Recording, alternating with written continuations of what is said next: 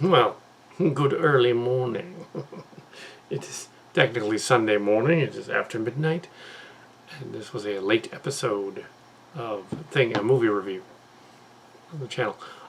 I watched a movie that actually probably started around 9, but because it started it halfway through, I had to start over. It was a live blog with the original creature features people, or the mansion ones, the rock star, the ghoul, and the butler dude from the original creature features. The Wilkinson and then John Stanley guys, the original creature features, not the rip-off artists from last summer, but the actual creature features did their premiere episode, or a premiere episode tonight. I think it's the season premiere.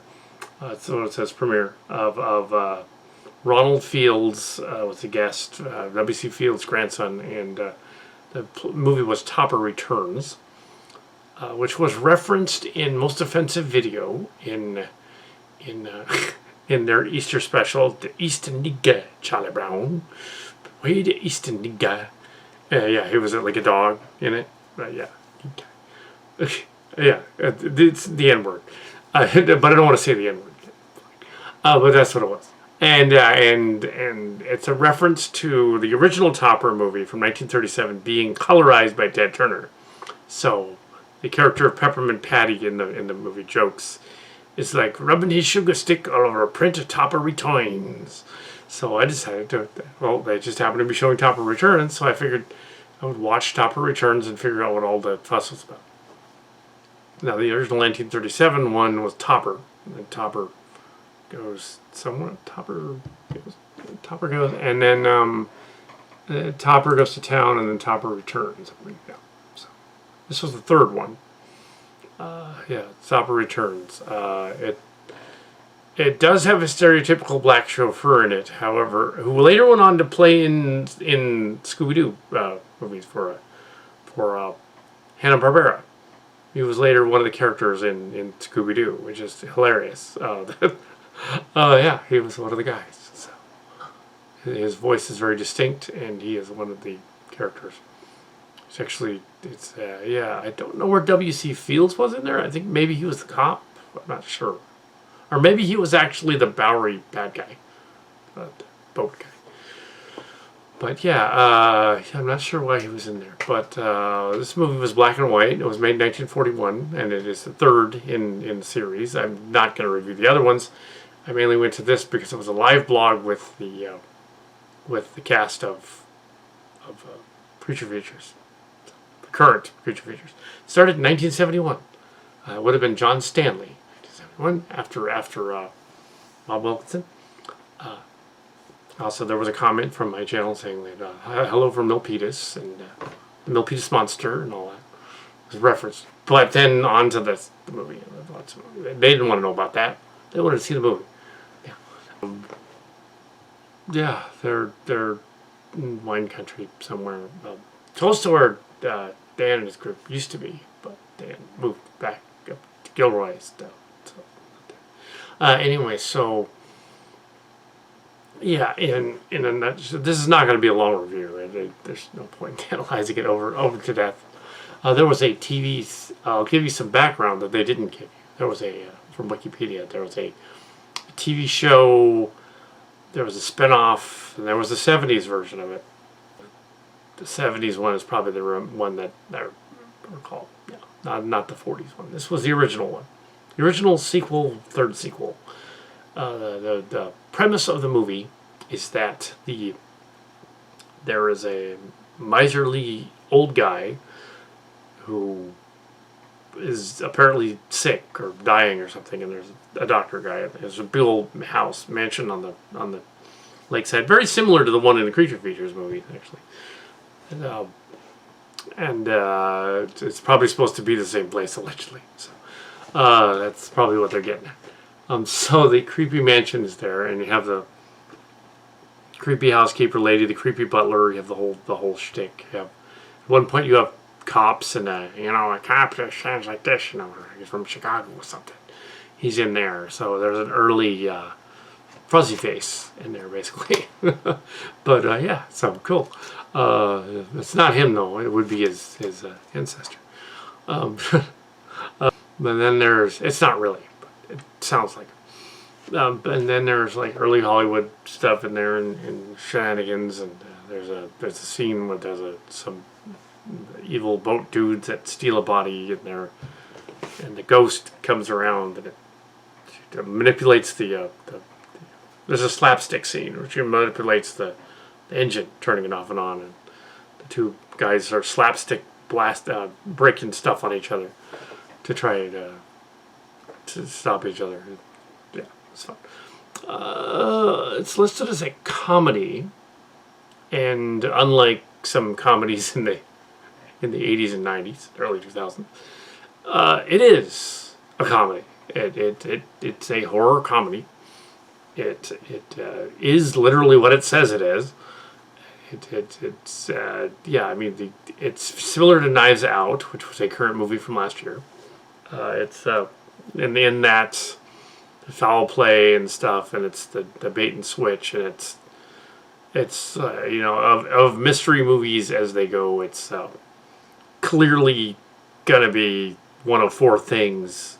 It's either the obvious killer guys right in the beginning, and you know, it's Embers of Days, the killer guy right in the beginning, the guy with the will or the whatever. It's either got there's a will involved where there's the daughter and the friend are there in the movie, and she's never met the father guy, and then the friend is killed in the movie, and the ghost of the friend comes out and goes to find Topper, who sees ghosts. He can see ghosts, so it's like the Sixth Sense, way before the Sixth Sense. It's also like Scooby Doo, way before Scooby Doo, and yeah, so it is yeah, and there's no bait and switch with people totally got masks at the end or anything like that, but that would be even more Scooby Doo. No, there's none of that, but the so there's four killer plots. So either that guy or it's the red herring guy. It's the doctor. It could be the doctor because that's the second plot. It's always the helper did it basically. Then it's the third one, and it's the butler. The butler did it, or the fourth one is the jealous other person, and variants of the two. That of four basic thriller horror plot things. If it's the fourth version, it's the one you don't expect. In this case, it's number one. It's really obvious from the get-go. Okay, this guy is actually not the father. He's the bad guy. He hired the other bad guys to do what they're doing. Of course, it kind of didn't make sense when one of them was dressed up in the mask, because it wasn't that tall, but that's all right. So there was a guy in a mask that they unmasked, but it was a different dude. So there is that, but they did pull the red herring by having the two boat guys grab the body of the ghost looking, or the cops are arguing and stuff. We also have a road accident chase with a bad guy escapes, gets in a car, and the lady chases after them. And you have like a bunch of road construction going on, and they break through the construction things over and over again, and go out to the road, and he crashes, and he becomes a ghost. And yeah, bad guy gets it because it's the 40s. Of course, the bad guy gets it. Apparently, it's pre-Paramount. It's before it was called Paramount Pictures, which is interesting. In case you're interested, it's before Paramount. Yeah. So, yeah. So, this is a Gulf Western before it was Paramount. Yeah. It's let's see, distributing photography. The director, if you're interested, was Roy Delruth. Wasn't the director of the original one. That was someone else. You know. So anyway, and one of the actors that was one of the lady leads in it actually died only 5 years after it was done. So it's kind of grim, but yeah. But yeah, they're the black dude in it is not Topper. Topper is the white guy. The other white guy who sees ghosts. So he's basically Fred from Scooby-Doo, or Fred's dad from Scooby-Doo. not really, but he sees ghosts, and his wife is like, like frantic about the girl. So, yeah, that makes sense because in the beginning scene he rescues them off the. There's a sniper that tries to snipe them off the road, and then they're in the taxi cab, and then Topper rescues them because he's the neighbor. Apparently the houses are near each other, but they're mansions like on the hillside. Assuming Los Angeles in the 40s. That's where this is. I'm not sure. I think so. It didn't specifically say, but it looked like LA.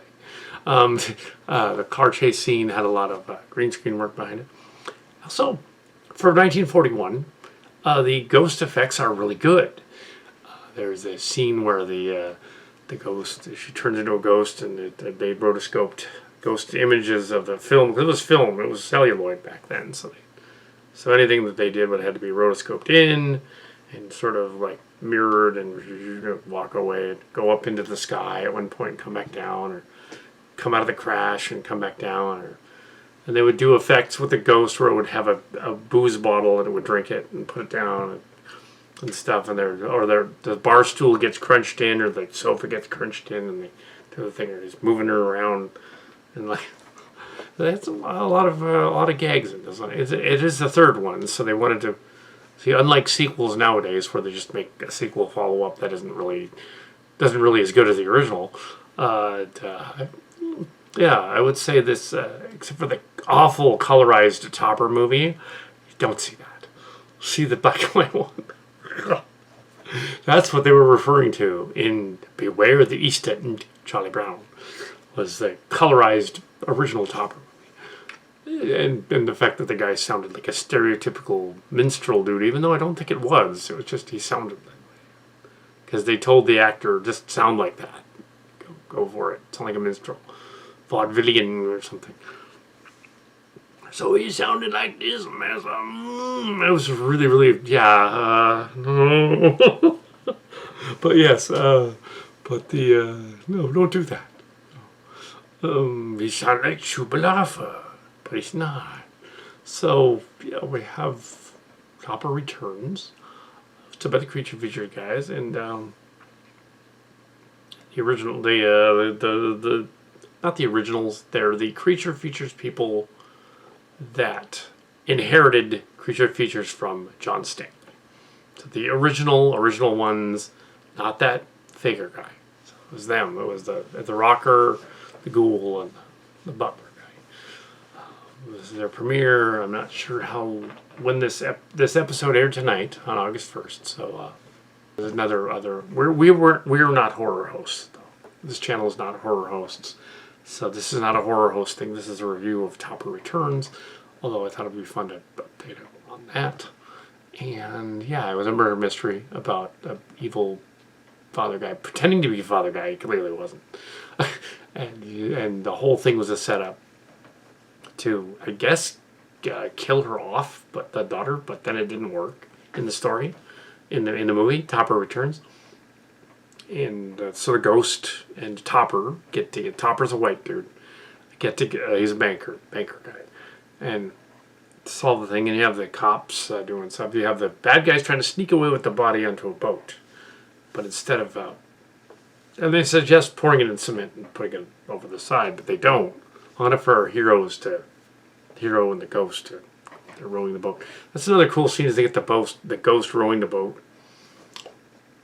I'm assuming they had some kind of levers under the boat that were like moving it, because like a little. Yeah, I know they couldn't physically erase somebody from film back then, so in order to do that, they had to do some kind of remote thing. Yeah, they wouldn't erase it. Maybe the shot was. Maybe they motorized the oars a little bit. Maybe that did that. Yeah. And the car one was a combination of visual. Miniatures, visual set pieces, and background stuff, because they didn't want the actors to actually fly out of the cars and die, because that would suck. But no, they didn't want to have any accidents for real. But yeah, the movie was funny. It was good. So though funny in a weird macabre horror sort of way. It was a good choice. It was Tangela's favorite. So, yeah, she doesn't say anything. She just goes, She kept bringing out these crazy things. Like she had a hatchet at one point. She had like some voodoo things or fake voodoo things. She had like, at the end, she had this giant skull.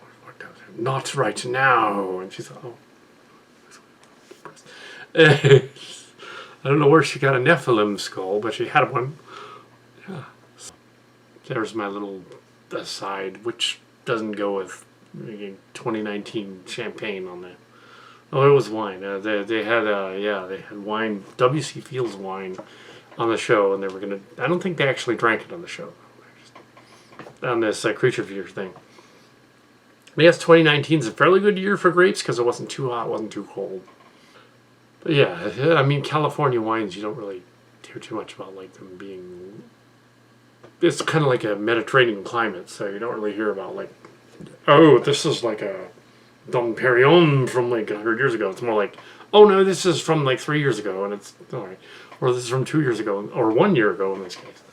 That's an okay one too, yeah. So yeah, he brought him wine, but he brought him just probably a, fairly nice bottle, I guess. I don't know, but yeah.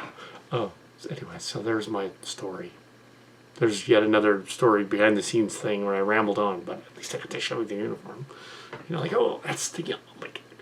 That was cool. Let's call it a night. This is KTS signing off. I got it back. I'll partly take the credit for that. Some connections. I'll partly take the credit for that. Let him know that I let him know that there was that guy was making the guy was making the rounds pretending he had the copyright on the Creature Features.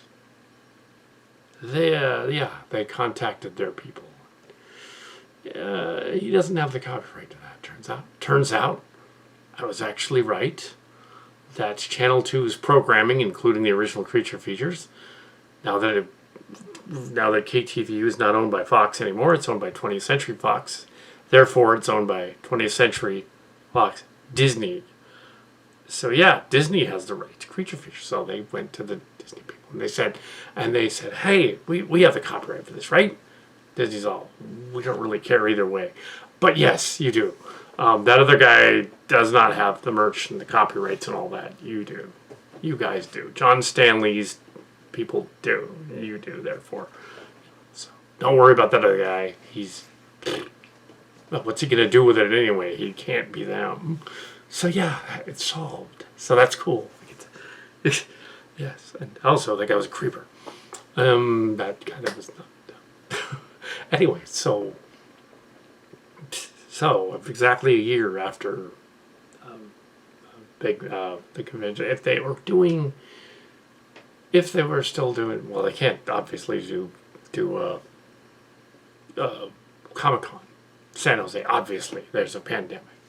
So this a year later. So now they've gone and so they'll be back when Comic-Con comes back, and it'll be Creature Features. It won't be the other guy. So. I assume they'll be back. They also have merch if you want to buy their shirts and things. But mainly shirts. If you want to. It's them. Yeah, so I even contacted John Stanley who said, yeah, the rights are Disney, technically. So what are they going to do? What's this imitator guy going to do? It's Disney. Disney owns everything. Oh, they'll take care of it. Oh, he's not gonna cheat Disney. Just come on. Yeah. So, yeah. No, I'm not the only one that found that out. I can't take the credit for all of that. Just a little bit of it. But yeah. So we have a show. Though they have a show. I watched, and they had a live blog, and they had lots of friends and people commenting and. It was a fun show that they had on. That was streaming. It was a streaming video. So watch Creature Features channel. Let's shout out to them if possible. Did we close it already? No, we didn't. Okay, Creature Features, 12,000 subscribers. Creature Features. Do we have an about for these guys? About. Okay, Livingston and Tangella are the rock star host horror films in a haunted mansion. Creature Features airs every Saturday evening at 10 p.m. PST time on KOFY, TV 20 in San Francisco. So it's TV 20 now. So TV 20 airs the current stuff, according to the webpage. Creature Features, so that's a different station than 2. However, they both own the rights to the name. 20 and 2. 2 is 20 is a public access, sort of like Channel 9. So yeah. UHF, VHF back in the day. And this is their YouTube channel, and they have comments, links, description, Creature Features, the Tangella show.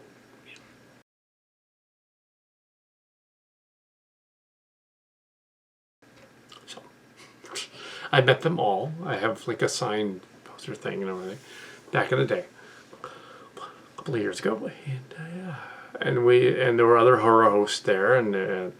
And if you go back far enough to around 2014, 2015, there were a bunch of us out there, and they were all doing things. And if you go back a little further, there were Big Wow, and there were at Comic-Con, the local one. The Comic-Con local one started here. They were there. There were things and promotions and stuff. And Kal Kat was there during some of the Milpitas Monster stuff that was being advertised there.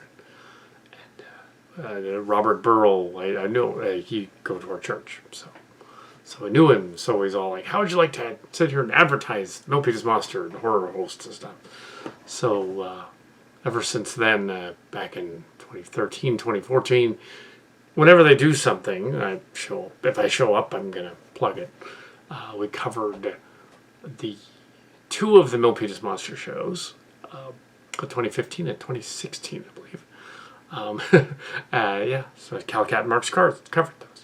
So, yeah, and also Ricky Davis played the monster in the out on the street. You know, a redo of the costume. It wasn't the original costume. It was a new one. Also, yeah, he's younger than me. It had to be a redo. Couldn't be the original. Crazy Chris Minsky was the San Jose State drummer guy. He was still there. But he had been there. He'd been the Crazy Chris Minsky from Milpitas Monster 30 years earlier, which was trippy because the guy was like 95 or something, a million years old, and he was like still feisty. Like, wow, dude. And I don't know if he's still around, but he was. That's cool. So yeah, the Milpitas Monster thing has a connection to this, and the horror hosts, such as Lord Bloodbraw and some of those other guys. Yeah, so they all, Mistress Misery, who's still out there too. So Skull with a Candle on. And Creature Features was infamous back in the day when it was on the regular channels for showing late at night.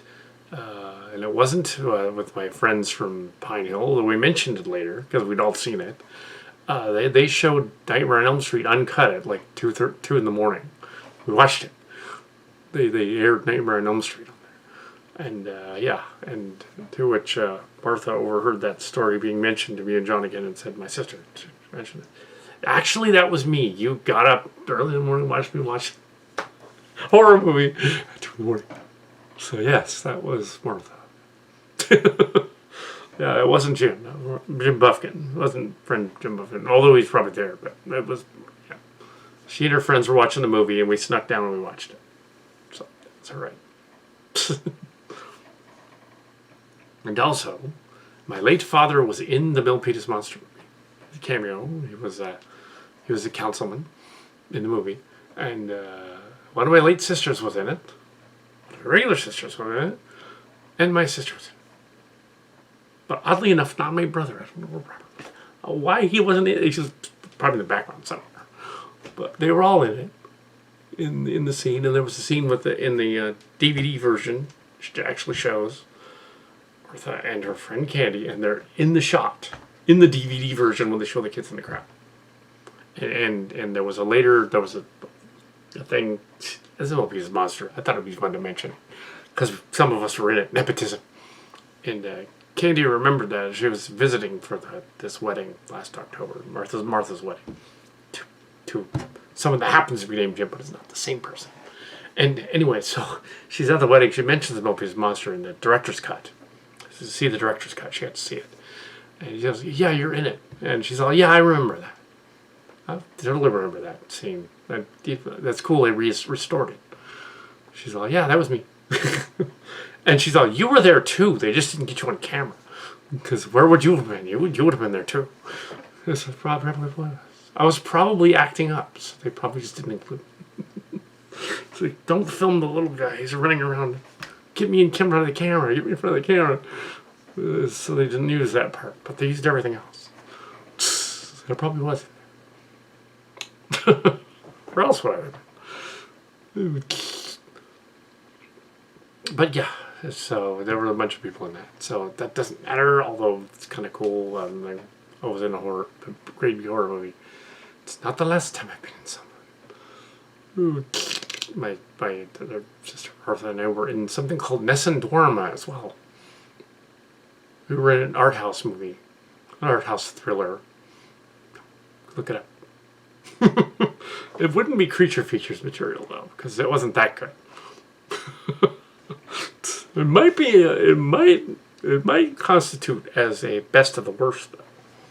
It's that. Yeah. It might. Yeah. Does feature the infamous behind the scenes scene in which a guy is supposed to punch a guy and then kiss him. Punch him to kiss her and kiss him. Except the director, it was in San Francisco, the director's on the set. He's like filming the guy, and they can't get the scene right. I thought like 20 takes of this scene. We're on this art house movie. And he just couldn't get it right. He kept punching the guy and he kept falling forward. Punching the guy, falling forward. And next to the guy next to me, I'm like, you know what's wrong with this scene? He's got to fall back, not forward. Doesn't make sense. You punch him in the face, gravity will fall backward. Martha goes, he's got to fall backward. So I am the director. I know what I'm doing. It's like, no, you don't. Oh no. We're going to get kicked off the set. But yes. Needless to say, the scene was done in such a way, visually, when they finally got the scene right, to have him go this way. Just really wanted him to go forward. This way instead. But not back. Even though he punched him this way. But yes, Nessen Duerma. It's a German-directed thriller about these gay men. We didn't see any of that stuff on the set, though. They filmed that later. But all we saw was like this thriller about this murderer guy. It's kind of a strange movie. Yeah, what else? A bunch of little things, but never anything on the IMDb that you could actually look up. Not really. I know that there's another person with a name that's similar to mine that was in Star Trek Odyssey, but it was not me. And was not in. I did not pick Don Quixote books either. That was not me. Although it comes up in the feed because it's a similar name. It's not me. I did all those Cillian saga books, stuff like that. So that was. But yeah, Starship Locations, that kind of thing. The YouTube channel, Weird Kitty 07 and stuff. Because that was my little movie story. There's other movie stories that don't relate to thrillers. I had a background role in another German thing called, I don't know what else German things, but the Junk Swan people did a thing called the Pro7 Special, which is the sports special, martial arts special. And in it was a little half-hour little ditty from their show. And it was a martial arts special, and I was in the background. And it was, yeah. I was also in the Black Belt Testing 2001, which is online somewhere if you want to go check it out. Chung Swan black belt test in 2001. And also there was a, they also had a connection with Ernie Ray's junior school too, indirectly, way back in the day. And Ernie Ray Jr. recognized me at the conventions, and it's funny. But I mentioned that a few times before, yeah, because they did a little movie called Three Ninjas, and they wanted background characters from Young Swan to be in the, even though it was supposed to be, there was, yeah, it was their school, it was West Coast, but they also decided, oh, we need some Young Swan people. So, yes, be Young Swan. How would you like to go up to the retreat thing and use that as part of the set? Grandmaster, I'm going to go use the set. Cool. I'd like to be in the background, like doing bow staffs and stuff and sparring. Yes, I would. I'd like to be in a movie. Yes, I'll be in the background. Can't say anything. Just spar in the background. So there's an uncredited scene of young Kal Kat in a kids ninja movie. Not the Ninja Turtles. That would have been really awesome. But no, the pre Ninja Turtles in the background, going like. It's like, oh my god. Yep. It's uncredited. So if you look at it on the IMDb, it will not be there. But yeah. But it's there. It's there. Yeah. But yeah. Not that famous. But it's Nessen Duerma. I think our scene was cut out. Our scene was in the diner in Nessen Duerma. That was the other one. No one sleeps is what that means. And there was a diner scene. Gross diner scene. Now that was also several hours, so the food was like, don't touch the food, it's actually nasty. Or this food tastes like shit. It's like, don't actually taste it. Ew. But yes, that's, yeah, horror stuff. So, yes, and the two weird videos, the most recent, the reposting. I do like horror stuff. I have posted the last year, the Halloween time, the redo of the Mousetrap Excursion, Fuzzy Face, and of course that same year we had the creepypasta Teddy Ruxpin thing, and the other version, which is the comedy version. There's a horror version there too, and a creepy horror stuff. Yeah, so. And then years around that same time, in 2018. Ray Jr., who has medical issues, but he was there at the convention thing. I was going to wear the uniform that I found, that my mother had actually found in a suitcase. The uniform from the set. From the set of... Do I have that uniform? This guy right here is from the set of the Ninja movie. My mother found this in a suitcase and said, what is this? It's like a Jung Swan uniform, but it has markings and it's like just... And I said, oh my gosh. This is from the Three Ninjas. It's like, it's not the usual markings. It's like it's that, oh my god. So I was like, yes, I gotta show this. So I was gonna wear this I wore this to the convention because I figured he would show up at the convention again the second day, because he was there the first day. I was gonna show him this and say, look what I found. And he's so like, he wasn't there that day. He got sick or something and had to leave, so you didn't get to see this. But that's awesome. That's the actual top from Three Ninjas. Not Kickback. And what's funny is, like, it's not Tiger Claw. It's something else. It's not Tiger Claw. Yep, the top. The bottoms are pink. The top. Ooh, and it couldn't have the markings from the school because it's like a background scene. You can't advertise a modern martial arts school. Sorry, yeah, so that's cool. So that's up there on the thing. Yeah. The production tape fell off. Oh well. Anyway, so that's cool. It was funny that it was 2017 and in line for the thing at it was one of those toy shows. He goes to the toy show fairs. He used to go to those too. And he goes to the toy show fair.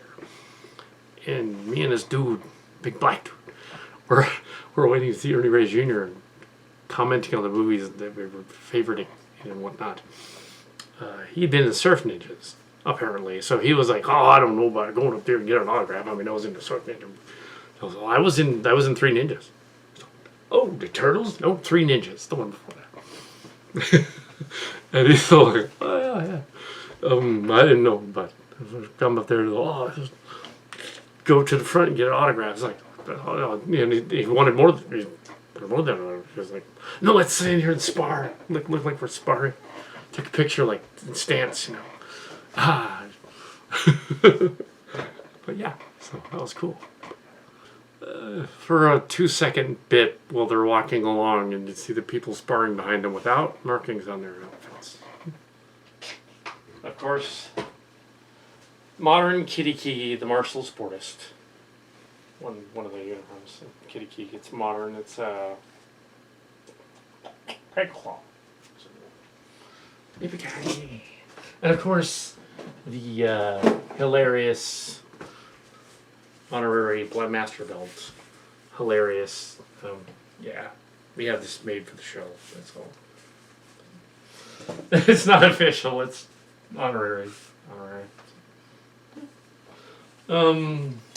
And my little Oscar. Actually, the Clara Award broke. The Clara Award broke, so we have an Oscar.